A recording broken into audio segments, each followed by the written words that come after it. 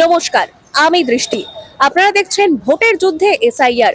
2026 বিধানসভা নির্বাচনে মাঠে লড়াই করতে কিন্তু নেমে পড়েছে শাসক বিরোধী দুই শিবিরই। বিধানসভা নির্বাচনে জিততে মরিয়া চেষ্টা চালাচ্ছে রাজনৈতিক দলগুলিও। আপনার নাম? আমার নাম সৌমিত্র দাস। আপনার বাড়ি? আমার নেতাজি পল্লীতে। 2026 বিধানসভা নির্বাচনে এসআইআর কতটা প্রভাব ফেলতে পারে কি মনে হয় আপনার? না, কি ব্যাপারে বলছেন বলুন তো? প্রভাব বলতে মানে ভোটের ব্যাপারে বলছেন আপনি? ভোটের ব্যাপারেই বলছি আপনাকে। 2026 বিধানসভা নির্বাচন আর কয়েক মাস বাকি রয়েছে, সেই নির্বাচনে এসআইআর হচ্ছে, ঠিক আছে? তো সেই নির্বাচনে কতটা প্রভাব ফেলতে পারে এই এসআইআর কি মনে করছেন? মনে হয় না যে তেমন কিছু হবে, যেমন ছিল তেমনই থাকবে। হ্যাঁ, এসআইআর একটা কারেকশন চলছে, হ্যাঁ, প্রত্যেকে মানে অরিজিনাল ভোটারদেরকে নেওয়ার আর কি। তবে আমি অনেককে দেখেছি, অনেকে এসআইআর নিয়ে বেশি ডিস্টার্ব ফিল করছে। হ্যাঁ, তা মানে ব্যাপারটা একটু সরল হলে ভালো হতো আমার বলে মনে হয় আর কি। এসআইআর হোক, তাতে কোনো অসুবিধা নেই, কিন্তু এটা সরলীকরণ দরকার আর কি, এটাই আমার বক্তব্য। এসআইআর কি ভোটের অঙ্ক বদলে দিতে পারে? আমার মনে হয় না, একদমই মনে হচ্ছে না। পশ্চিমবঙ্গে দীর্ঘ 23 বছর পর এসআইআর হচ্ছে। এই এসআইআর প্রক্রিয়া কতটা গুরুত্বপূর্ণ কি বলবেন? অ্যাকচুয়ালি দেখুন, সব থেকে বড় কথা এসআইআর গুরুত্বপূর্ণই, মানে এটা হওয়াতে আমরা খুব হ্যাপি।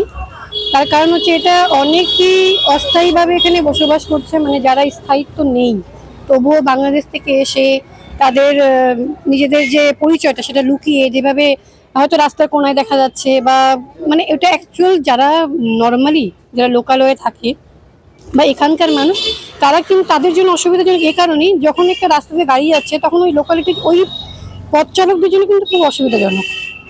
কেননা যদি তাদের পরিচয়পত্র দিয়ে একটা নির্দিষ্ট জায়গায় তারা থাকতো, তাহলে এই যে গ্যাঞ্জামগুলো হওয়া সেগুলো কিন্তু হতো না। আপনার নাম? বিকাশ বৈদ্য। এসআইআর শুরু হয়েছে বাংলায়, এর আগেও আমরা দেখেছি বিহারে ভোট হয়েছে, বিহারে ভোটের আগেও কিন্তু এসআইআর হয়েছে। এবার বাংলায় আর কিছুদিন পরেই ভোট পশ্চিমবঙ্গে। তো সেক্ষেত্রে এসআইআর হচ্ছে, এসআইআর নিয়ে কি মত আপনার? কতটা প্রভাব ফেলতে পারে সাধারণ জনগণের মধ্যে এই এসআইআর? দেখুন, প্রথম কথা হচ্ছে এসআইআরকে নিয়ে ভোট, এটা আমি যুক্তিযুক্ত মনে করি না। এসআইআর হচ্ছে ভারতবর্ষের সত্যিকারের যারা নাগরিক এবং যারা ভোটার লিস্টে পাওয়ার যোগ্য, ভোটার লিস্টে নাম থাকার যোগ্য, with proof of documents, proper documents proof দেখিয়ে, তা নিশ্চয়ই এসআইআর হওয়া ভালো। হাড্ডাহাড্ডি লড়াই আর জোর টক্কর, কিন্তু এই মুহূর্তে এসআইআর নিয়ে উত্তাল গোটা বাংলা। সাধারণ জনগণ তারা কি বলছেন, কি চাইছেনই তারা? চলুন কথা বলে জেনে নিন। আসুন, আপনার নাম? আমার নাম বেল্টু হালদার। 2026 বিধানসভা নির্বাচনে এই এসআইআর কতটা প্রভাব ফেলতে পারে কি মনে হয় আপনার? এসআইটা করার জন্য আমরা খুব ভালো, আমার কাছে খুবই ভালো। এসআইটা করাটাই দরকার, না হলে মনে করেন যে কত লোক কত এইভাবে মনে করেন চলতেছে। হ্যাঁ, এসআইটা হইতেছে, এসআই করার জন্য খুবই ভালো। এর আগে 2000 সালে এসআইআর হয়েছিল পশ্চিমবঙ্গে, আর এরপর 2002 সালের পর অর্থাৎ 23 বছর পর আবারও বাংলায় এসআইআর হচ্ছে। এই এসআইআর প্রক্রিয়াটা কতটা প্রভাব ফেলতে পারে সাধারণ মানুষের মধ্যে, এই বিষয়ে কি বলবেন আপনি?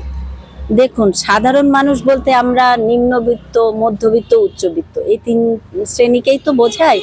তো যাই হোক, নিম্নবিত্ত যারা, স্যার যেটা বললেন যে তারা তো সুযোগ সুবিধা এটা বেশি চাইবেই, আর মধ্যবিত্তরা যথেষ্ট বুদ্ধিজীবী এবং উচ্চবিত্তরাও যথেষ্ট বুদ্ধিজীবী।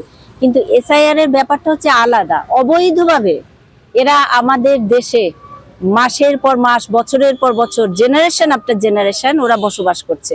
সেটা তো আমাদের কাম্য না। যেই পরিমাণে জনবিস্ফোরণ, ইন্ডিয়া আজকে হচ্ছে পপুলেশনে ফার্স্ট।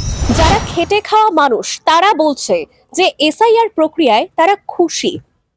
ক্যামেরায় ছোটরের সঙ্গে দৃষ্টি, জজবাত 24 বাংলা, শিলিগুড়ি।